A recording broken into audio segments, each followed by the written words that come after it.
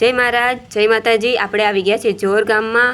અહીંયા ભજીયા કરતાં ચટણી મોંઘી છે. કેમ મોંઘી છે તે વિડીયોમાં તમને બતાવીશું. તો લોકેશનની વાત કરીએ તો વડતાલ બાકરોલ રોડ, જોર ગામ, સ્મશાનની બાજુમાં. તો વિડીયોમાં એન્ડ સુધી બન્યા રહેજો. જય મહારાજ. જય મહારાજ. શું નામ તમારું? મહેન્દ્રભાઈ. અને આપણી દુકાનનું નામ શું? દુકાનનું નામ શ્રીજી નાસ્તા. તો આ વ્યવસાયમાં તમારે કેટલો ટાઈમ થયો?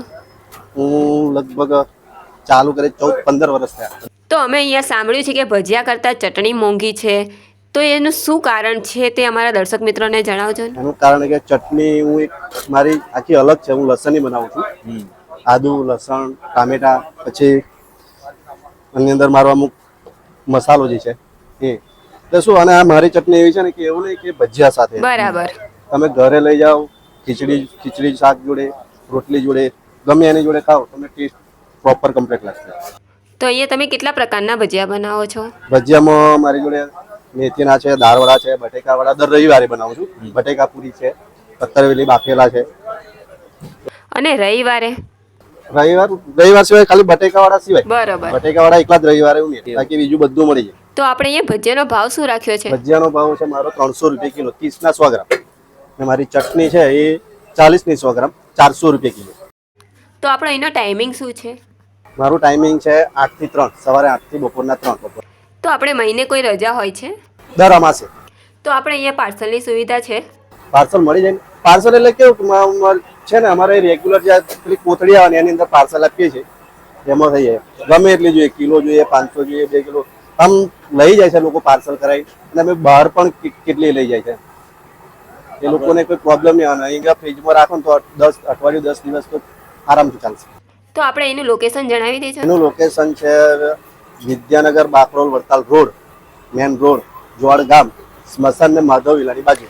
આભાર. જય મહારાજ. જય મહારાજ. તો ચાલો અમે તમને એમની રેસીપી બતાવીએ છીએ અને કેવી ચોખ્ખાઈ છે એ તમને બતાવીશું. એની પહેલાં મારી ચેનલને સબસ્ક્રાઈબ કરવાનું ભૂલતા નહીં, લાઇક, શેર અને એક સારી એવી કમેન્ટ કરવાનું ભૂલતા નહીં.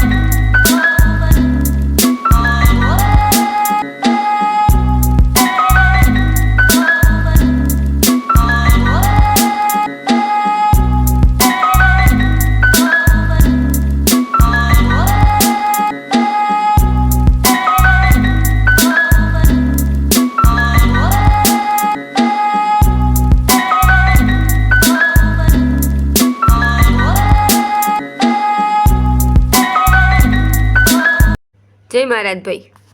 જય મહારાજ, જય મહારાજ. શું નામ તમારું? રવિ અગ્રવાલ. તો ક્યાં રહો છો તમે? આણંદમાં જ રહું છું. તો તમે અહીંયા કેટલા ટાઈમથી ભજીયા ખાવા આવો છો?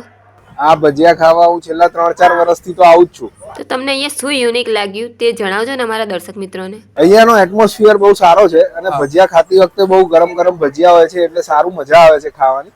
અને મેં અહીંયા સાંભળ્યું છે કે અહીંયા ભજીયા કરતાં ચટણી વધારે મોંઘી હોય છે. ભજીયા કરતા જે પેલી ટામેટાની ચટણી છે એ બરાબર. વધારે સારી હોય છે અને એમાં ટેસ્ટ જે આવે છે એ ભજીયાને થોડોક વધારે સારા લાગવા લાગે છે. તો તમે અહીંયા અઠવાડિયામાં કેટલી વાર ભજીયા ખાવા આવો છો? અઠવાડિયામાં દર સન્ડે જ આવું છું કારણ કે આખો વીક ફ્રી નહીં હોતો પણ સન્ડે થોડોક ટાઈમ કાઢીને આ છોકરાઓની સાથે આવું છું. કોકો વખત ફેમિલી સાથે બી આવીએ સન્ડે તો મજા આવે છે. તો અમારા દર્શક મિત્રોને અહીંયા આવવા માટે તમે શું કહેશો? હા, આવું તો જોઈએ જ. અઠવાડિયામાં એક વખત આવે તો મજા આવે ભજીયા ખાવાની. જેને ભજીયા ભાવતા હોય એમણે ભજીયા ખાવા આવવું જોઈએ. તો એની સ્વચ્છતા વિશે તમે શું કહેશો મારા દર્શક મિત્રોને? અહીંયા ચોખ્ખાઈ સારી છે. Okay sir, thank you. Thank you.